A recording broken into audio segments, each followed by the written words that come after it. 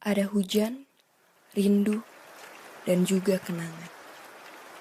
Bercampurlah semua menjadi satu, membekukan setiap kata yang ingin dilontarkan. Dan juga waktu hanya memberi kita dua pilihan, diguyur basah oleh rintik hujan yang turun, atau tetap tinggal bersama hujan dan juga kenangan.